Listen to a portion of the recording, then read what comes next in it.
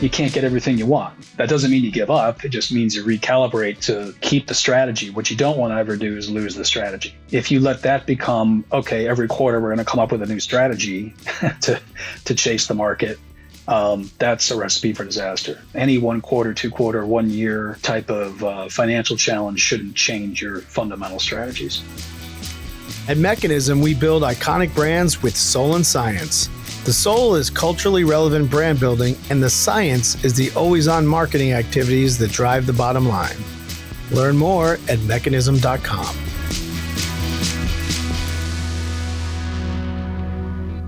Staying relevant as a brand is a constant goal for us marketers. This challenge only becomes bigger when your brand goes global. So how do we find the balance between stability, brand voice, and creative innovation? Today on the Soul and Science podcast, we're sitting down with a person who has a proven track record for balancing creativity with strategic thinking on a global scale. MarkHans Mantras is the Global Chief Marketing Officer for Fortune Brands and Home Security, and he has been building brands for over 30 years with experience in automotive, fashion, sports, and home goods. If you've ever seen an ad over the years, maybe for a Harley-Davidson motorcycle, SentrySafe lockbox, or Coach bags, MarkHans has been behind it.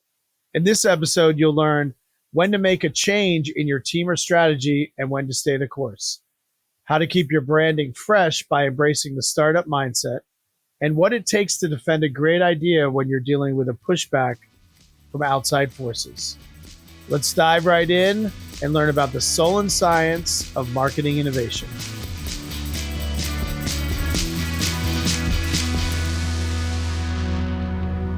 All right, so I want to start with a question about you and your origin story. So you've obviously had a wealth of experience. You worked at GM, GMC, Harley. You started your own consultancy for a brief stint, and you've been at Fortune Brands Innovation for a couple different roles now. How did you get into the kind of marketing track? Did you go to school for it? Did you know you wanted to do that? How did you get to be sort of in the marketing sphere, as it were? A lot of happenstance and kind of Ouija board type stuff. Oh, Ouija board! I love the Ouija board. Just kind of keeping your hands on it and just seeing if it spells something. I went to school at Northwestern. I was a history major and did not take a single marketing course. They didn't offer any marketing courses. I did start a small business when I was there, and that effort actually taught me a lot, lessons that I almost still use today, even in different scales. And it got me kind of in love with the idea of, sort of creative and business, mixed together. It was kind of the entrepreneurship bug that kind of bit me. But when I started looking around after school for things that would be kind of business and creative, which kind of seemed like my center point, advertising popped up pretty quick. And I had an ex-roommate, a good friend of mine who had just recently gotten a job and got me introduced in a couple places. And I was lucky enough to get a role as an assistant account executive at TDB Chicago and never looked back from there. Was that your first job? That was my first job, yeah. What was the company that you started when you were at Northwestern? Well,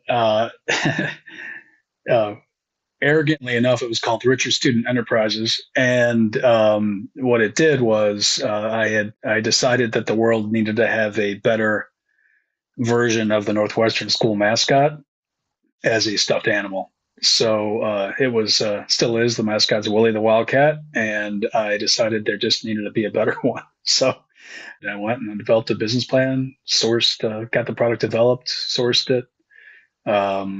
Went to the school, got a licensing agreement, learned what the difference between gross and net was, because they wanted 6% gross. And I put that into my little, business plan. And that's like, nope, can't afford that. Learned what net was. They agreed to 3% net.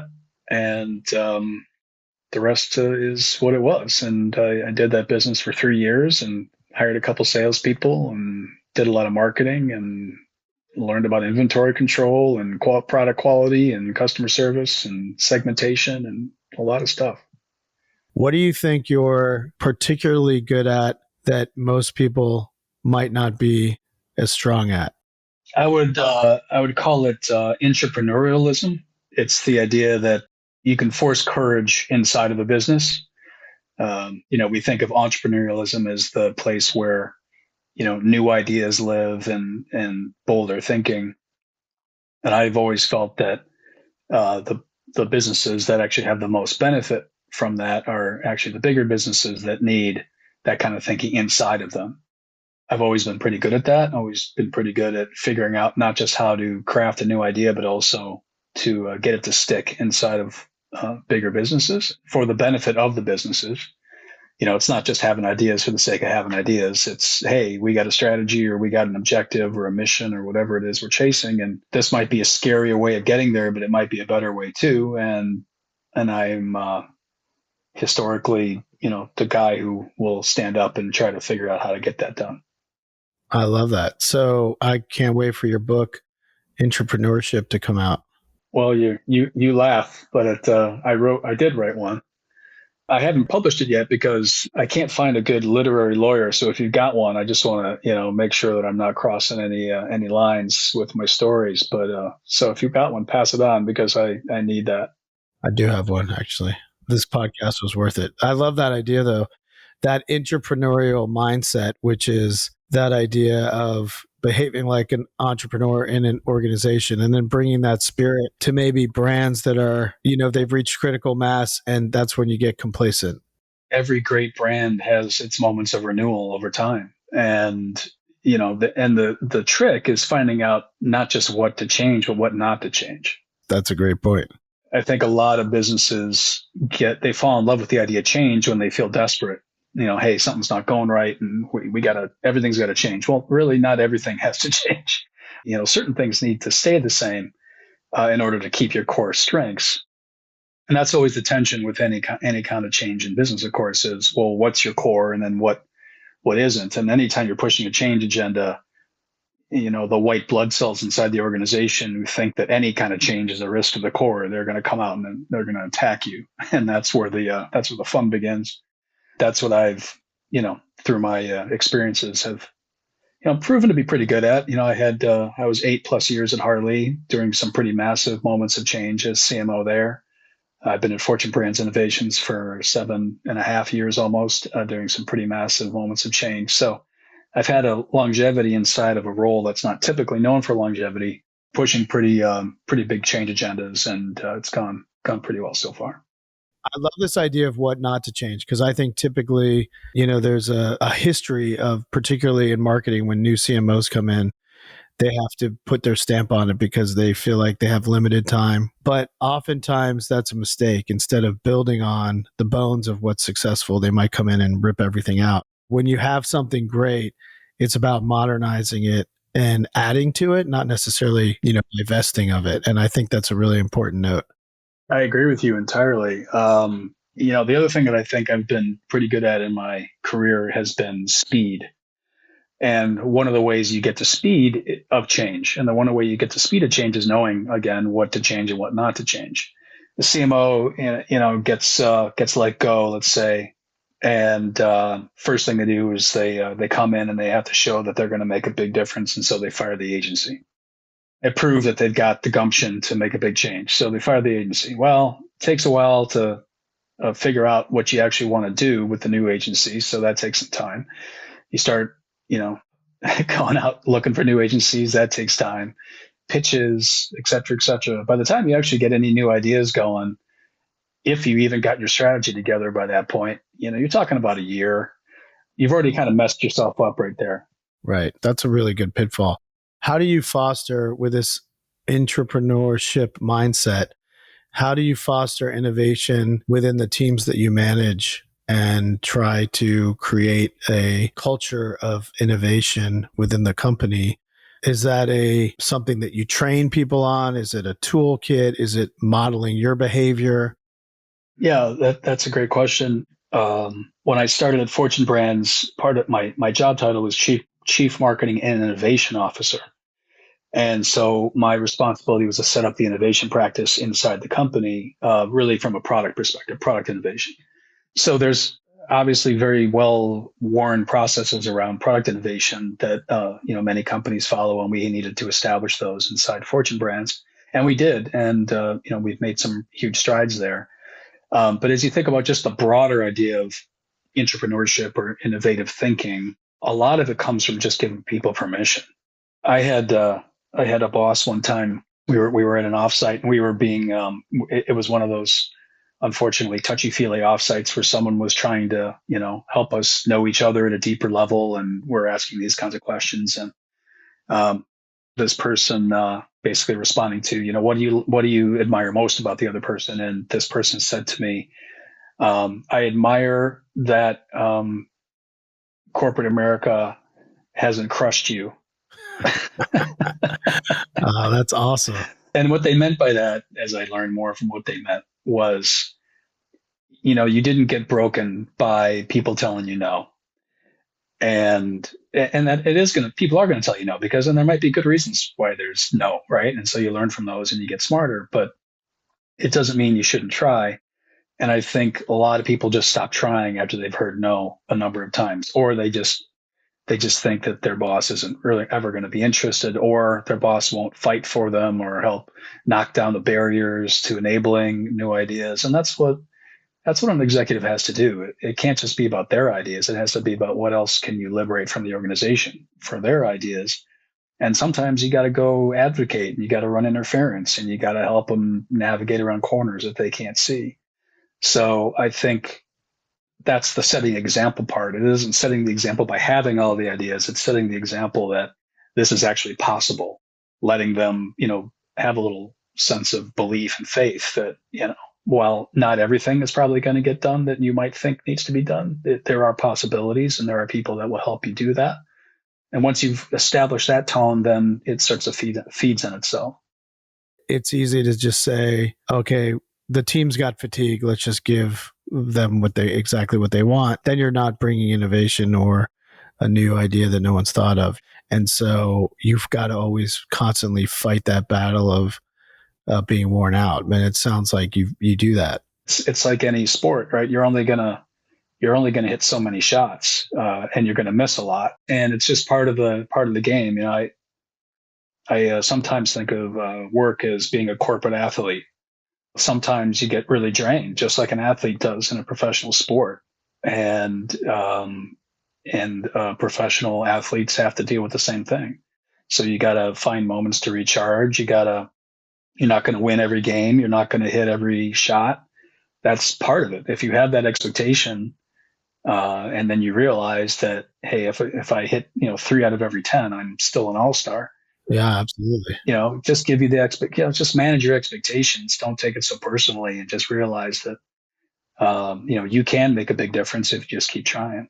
How do you balance that idea of science and data and performance with also the need to do more of the soul brand building work? It's very hard for companies when your company's large. You've got a stock price. You've got to always think about shareholder return. How do you think about, it's a Fortune 500 brand. How do you think about that difference of quarter to quarter success with also, we've got to keep these brands in the spotlight and connecting with an audience? And how do you balance those two things together? Well, that's the trick, isn't it? It's part of being a corporate athlete. You got to understand that you're part of the business, and the business, there's things you can control and things you can't control. And you got to realize that if you're operating at that, C level, you are responsible to the business. Your part of being responsible to the business is, of course, wanting to maintain all your consumer equity and grow more of it, and grow your pricing power, and grow your market share, and your relevance, and all the things that a CMO is supposed to do in partnership with the rest of the business. But you can't get everything you want. You might have a certain spend level that you've modeled and says that this is going to be the most effective spend level, and because of something, the economy, whatever, you can't do that. That doesn't mean you give up. It just means you recalibrate to keep the strategy. What you don't want to ever do is lose the strategy. Just because you have a bad quarter, 2 bad quarters, or your spend levels weren't quite right, or you couldn't do some project when you wanted to and it gets kicked into next year, or anything that everybody in this industry understands because you lived it. If you let that become, okay, every quarter we're going to come up with a new strategy to chase the market, that's a recipe for disaster. But if you really understand your consumer and your targets and what they want, what they need, how you meet those needs, how you're distinctive, all the things that is at the core of our responsibilities. And if you don't let the organization throw you off that scent, so keeping your eye on the prize, another metaphor I like to use is, kind of the boat. You're in a boat and it's tough waters, choppy waters. And if you're looking over the side, you're definitely going to hurl. That's true. If you keep your eye on the horizon line, you're much less likely to throw up. That horizon line is the thing that keeps you, knowing, where are you going and what are we all about? Any 1 quarter, 2 quarter, 1 year type of financial challenge shouldn't change your fundamental strategies. I love that. How do you bring your prior experience at GMC, GM, Harley in that world to what you're doing now? I will say that Fortune Brands Innovations is one of the most complicated businesses I've ever had a chance to work on, because unlike GM or Harley, it's really omni-channel. And it's much more complicated from that perspective. I am responsible for direct commerce business. So that's another part of the omni-channel. And how do you balance that versus channel conflict, but also serve the consumer well and the brand? And then just the variety of brands that I work on now. And so you mentioned, Masterlock and SentrySafe and Moen and House of Roll and Therma-Tru and, Yale, and I do work on all of them. So it's a great challenge. But yes, there are parallels. As they say, history doesn't repeat itself, but it rhymes. And lots of times in the business, I will experience something that feels a lot like an example that I may have learned out of GM or Harley and any of my advertising brands I got a chance to work on. Which is interesting because it fosters, I think, creativity and innovation too, because that parallel, given it's a different industry, it gives you a little different kind of clay to mold with. And you go, oh, hey, we kind of handled it this way at GM, and this is a lot like that. Have we ever thought about X? And because it's an entirely different industry, they might not actually have thought about X, and so you get a chance to kind of create with some parallels that aren't obvious to them, which makes it fun. Feels like you can add a lot of value. Beyond making mascot plushies in your late teens,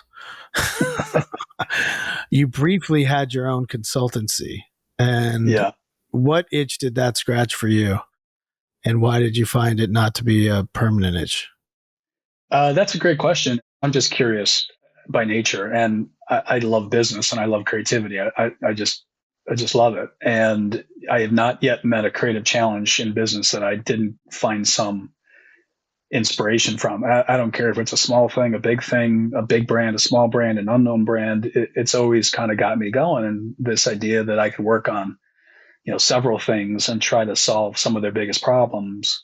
The downside of it is you never really get a chance to see that stuff through. And lots of times, having the strategy, but then you gotta find a way to execute through it. And things happen in the execution where it can take the strategy off center if you're not really sure exactly how that strategy was built. So you're in these companies like Coach or Under Armour, where I had 2 assignments there, and you're kind of passing it off. Okay, all right, here you go. And you never get the fulfillment of, can you pull that through? And you don't get the chance to work with the people that you kind of got to work with on the assignment, on the contract. And then you just kind of, say, see you later. And that really wasn't as much fun as really owning something and being able to bring it to life. And then also running all the traps that it takes to get those ideas to come to life. Any key, like 1 or 2 initiatives you worked on that you're proudest of? I've had a lot of, sort of public and notable successes. I don't know that those are necessarily the ones that they're ones I could say and everyone would go, oh, okay. But the answer really are things that are maybe a little bit more under the radar, but really successful. So, GMC Trucks was a brand I got a chance to work on when I was at GM. At the time, GMC was seen as the very, very poor stepbrother to Chevy Trucks. I had just joined GM 2 years ago on Chevy Trucks and helped launch the Chevy Silverado, which was their biggest product line at the time. And GMC Trucks was seen as not doing so well, and they had a strategy, but they hadn't unlocked it. And I was basically given the role to lead advertising for GMC and told basically we've got about 6 weeks to fix this, or else something really bad might happen. Oh God. And so, like, congratulations, you got a promotion. That's good news. Bad news is we got very little time to prove to senior leadership that this thing can continue to exist. Now, I don't know if that was just being dramatic and overly existential, but that's how it was positioned to me. 6 weeks in that world is like nothing. You know what? I loved it. And they had two agencies involved at the time who were, they were kind of set at each other's throats to try to get the best idea. You know how that goes, right? And it was very political, and the good news is I was very young and very naive, and so I just figured I wasn't going to mess with any of the rest of it and just cut through it to get to the essence of it. And I picked one of the two agencies that said, all right, I'm going to ride with you guys. I didn't go through I didn't have 6 weeks for a pitch or any of this other stuff. We got a strategy tied down. I spent an entire week with all of the research decks that they had, with all this consumer insight and all this brand position research and all this stuff that somehow didn't unlock anything for them. And I just ripped pages out of this deck and that deck and that deck, just trying to find the pattern. Where is the pattern in this? I know the answer's in here already. We don't have time to go find a new answer. The answer's got to be here. I cobbled the pages together of what I thought the thread line was of what made sense. I brought that to my new boss basically the next week after getting the job. And I said, I think this is the center point of what we need to do. And she said, okay, great. Because, everything they tried up to that point wasn't working. And I went with the agency that I had sort of chosen to work with, which was Lo Lintas and Lee Garfinkel and Susan Cantor. And we developed We Are Professional Grade as the tagline for GMC. And that is still the tagline today. And GMC is now the second biggest division of General Motors. It's a multi-billion-dollar brand. And it would have been very foolish for GM to shut it down. And I'm proud that I had a role in helping them not do that. That's amazing. That's like iconic. Do you have a mantra or a quote that you come back to or you think about when you're doing your job? I have a lot of bad phrases that I'm known for that people mock me about. But I'm not gonna say any of those because they're painful for me to repeat. But as far as just mantras that I sort of live by, I guess I have some sort of like fake Latin phrases that kind of resonate with me. And this was literally the tagline of that stuffed animal business that I told you about at the beginning of the call here. And it's illegitimi non carborundum. Which isn't, I think, real Latin, but roughly means don't let the bastards grind you down. Oh, man, I love that. The reason I chose that, even as a 19-year-old person, was so many people told me I was such a moron and an idiot for even trying to do this. And in retrospect, it is kind of a silly idea. Like, you're going to do what? You're going to make a stuffed animal? And I had so many people just basically laugh in my face. Like, what the hell's wrong with you? And yet I had this conviction that this is something that was going to work and I could figure it out. And I did. And I took a $35,000 bank loan out in, 1985. And I paid it back early. So, did I turn into, master of the universe, Mark Zuckerberg? No.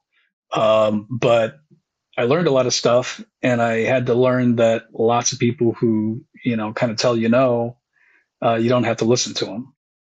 So that phrase comes to mind. And then the other Latin phrase is post mortem nulla voluptas, which means after death, no pleasure. And so I've tried to live my life a little bit that way too. I've always been, seeking travel adventures and wanting to do things early in my life and not save it all for retirement.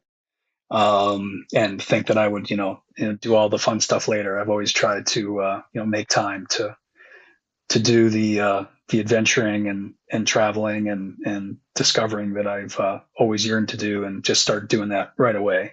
Even with the money that I made from the business, I took a trip around the world after graduating. Instead of getting a job, I had this money, I had made it, decided to burn it all on a trip around the world in 1989, and came back with no money and no job and no prospects. One of the best decisions I ever made.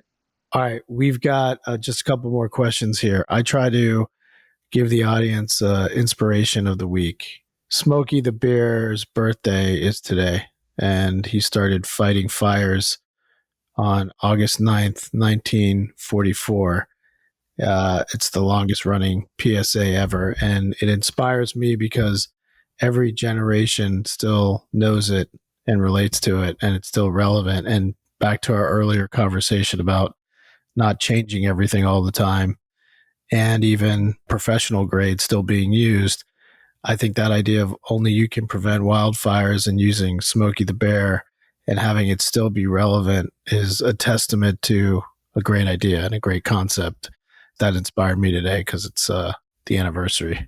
That's a good one. That's a deep cut. I like it. Yeah, deep cut. I like it. Well, you kind of teed me up for this question about inspiration, and the one that came most to mind was that Turkish sharpshooter guy. Oh my God, such a badass. Just walked up there and just like go bang, silver medal. And what I love about it is maybe it's a little bit like what we were talking about, don't overthink it. You don't have to, think, you don't have to go to the 99th level of your equipment and your training and your whatever to, maybe still be really excellent. And I think sometimes businesses do that to themselves. They overthink it, they over prepare, and it takes them, it costs them time, it costs them money, and lots of times they don't even get it right, even with all that. And I just love that guy's attitude. Obviously he trained. It's not like he didn't have any preparation. He was good at what he did, but he didn't overthink it. And showed the world that, there's other ways of being successful. All right. One lesson that maybe you've learned recently. Mine is a couple weeks ago, we updated our values for the company. What we're doing now is following up with a toolkit and like a tangible roadmap of how to enact those values and bring those values to life. I didn't have that piece prepared necessarily, but we got a lot of questions about love the values. Like, we need some help implementing those values. And the lesson for me is, I think I naively was like, the values are clear, just live those values. But I realized, okay, well, you actually have, in order for folks to live those values, you've got to think of the, 2 or 3 steps after that. And my lesson was to always make sure when you're rolling something out, thinking the next 2 or 3 steps ahead. That's something that I learned. What's a lesson that you learned recently? Well, I guess there are lessons I keep relearning, and you kind of forget and then you relearn it. But it really isn't this idea of simplicity, especially when a business is trying to change or something's happening that you didn't expect. There's some kind of complexity going on, which there always is. But when it gets really hot, one of the best answers to that, of course, is simplicity, and just getting it back to real fundamentals, like you just said. And it seems super hard to do that for some reason, but it is almost always the right answer. And whether you're trying to figure out how did this happen, and a team sets off and it's going to do a 6-week analysis of something, and they come back with all this data, and then really after you look at it, you spend a moment with it, you realize that it was kind of Occam's razor. The simplest explanation was actually the most true, and all this other stuff was just noise. it wasn't really causation. It was just correlation, and it wasn't valuable. So the simplest explanation, something we probably could have gotten to a little sooner if we had thought about it, is better. And then that's on the side of the what's happening to us. On the what do we do about it side, if you have a simple problem, you can come up with simpler solutions. And what I don't like about simplicity is that people think that it's stupid. It's like, keep it simple, stupid, right? That's the moniker. To me, simplicity is always smart. And, it's smart simplicity, not stupid simplicity. And it really helps you focus. It helps you execute. It helps you, get people together because they can understand it better. Simplicity is an undervalued aspect of what can make a business run a lot better. And I just feel like I've been relearning that lesson here in the last couple of weeks. All right. And then finally, we like to dare the audience to try a new tactic or new strategy or a new thought as they head into, whenever they listen to this recording, as they head into the work week. My double dog dare for the audience is to hold a leadership team meeting without talking about anything work related. So I'm so much about what's our numbers? Are we closing that business? What are the results? How are we measuring it? But I dare leaders out there to just have one meeting, this isn't every meeting, have one meeting where it's a meeting about forming a stronger bond with your leadership team. And that will make you more successful, more productive, have more empathy. It will result in success for your team. But don't forget about the personal side. We don't all have to be best friends, but it's good to know where people are, what's happening in their life. And it just creates better partnership, I think. I agree with you on that. That's a great one. So I don't know, I'll build on that one, I guess. We do obviously these employee surveys every twice a year, and we get feedback. And lots of times I underestimate the value that I can provide by meeting with people, one-on-one or in small groups. And we used to call this management by walking around, I guess, and now people are much more virtual, and so the value of those intersections are not as obvious and not as easy to do. And we work with so many different companies at Fortune Brands Innovations that I'm not literally surrounded by all the people that I work with most directly. And so I started getting some feedback from people about how they would like to feel more connected to me. That isn't my direct team, but it's like their people and their people's people. So we started doing these roundtables where I would just, like skip level meetings. But it takes work to, figure out how you're going to actually do it. And unfortunately, I can't always do it in person, but I try to as much as I can. And I got to say, I used to do this at Harley too, and I loved it then, and I love it now. And somehow I lost track of that idea over time. But you get so much out of it. Just the feedback, you can understand more about what's really going on in the organization and how people are feeling and what they're struggling with, and some surprising misperceptions where they think, we think we said something 50 times and everybody gets it, and you hear from someone that they do not get it. And it's not because, they're dumb. It's just, we have not found a way to get this across in the right way. And that's a great thing to learn. So I just think those skip level meetings, management walking around, rebuilding those interpersonal connections, making the time to do it is, it's not a new tactic, but I think it's an important one for today. Really appreciate the conversation and all your insight and wisdom. And thanks for being on the Soul and Science podcast. Thank you, Jason. Appreciate it. And congrats on everything you do and pushing these ideas out in the world. I think it's been really valuable. And so congrats on that. Soul and Science is a Mekanism podcast produced by Maggie Bowles, Ryan Tillotson, and Lily Jablonski. The show is edited by Daniel Ferreira with theme music by Kyle Merritt. And I'm your host, Jason Harris.